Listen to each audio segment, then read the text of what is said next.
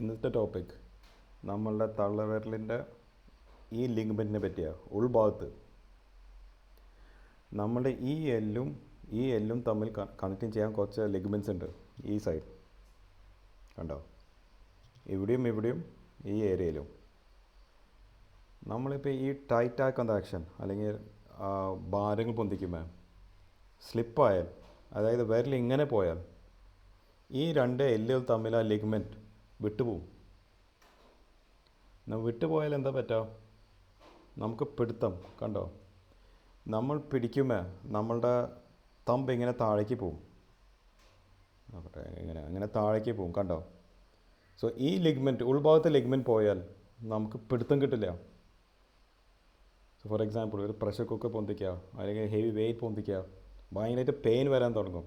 Pain വന്നാൽ അത് സ്ലിപ്പാവും. First point. സെക്കൻഡ് പോയിൻറ്റ്, നമ്മളുടെ വിരൽ കണ്ടോ, നമുക്ക് പല ഡയറക്ഷൻ നീക്കാൻ പറ്റും. ഈ സൈഡിലത്തെ ആ ലിഗ്മെൻറ്റ് പോയാൽ അനങ്ങുമ്പോൾ ഇത് ലൂസാവും, ഇതിങ്ങനെ ചാടിക്കൊണ്ടിരിക്കും.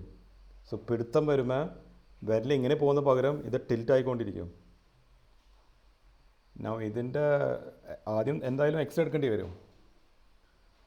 നമ്മൾ രണ്ടുപേരിലും ഒരുമിച്ച് എക്സ്റേ എടുക്കുക കമ്പാരിസന് വേണ്ടിയേ. നമ്മളൊന്ന് ചെറുതായിട്ട് വലിക്കും, എത്രത്തോളം അകൽച്ചുണ്ടെന്ന് അറിയാനാണ്. ബട്ട് ഇതിൻ്റെ investigation of choice M R I എടുത്താലാണ് അതിൻ്റെ ആ ലിഗ്മെൻറ്റിൻ്റെ സ്റ്റാറ്റസ് അറിയാം.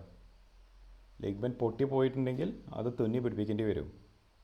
ഫസ്റ്റ് ചെയ്തില്ലെങ്കിൽ റിസൾട്ട് അത്ര നല്ലതാവില്ല.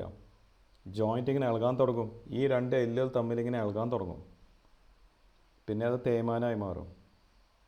സോ ബെസ്റ്റ് ട്രീറ്റ്മെൻറ്റ്, അധികം അകൽച്ചുണ്ടെങ്കിൽ എം ആർ ഐയിൽ ഫുൾ ലിഗ്മെൻറ്റ് പൊട്ടിപ്പോയിട്ടുണ്ടെങ്കിൽ റിപ്പയറാണ്. Thank U.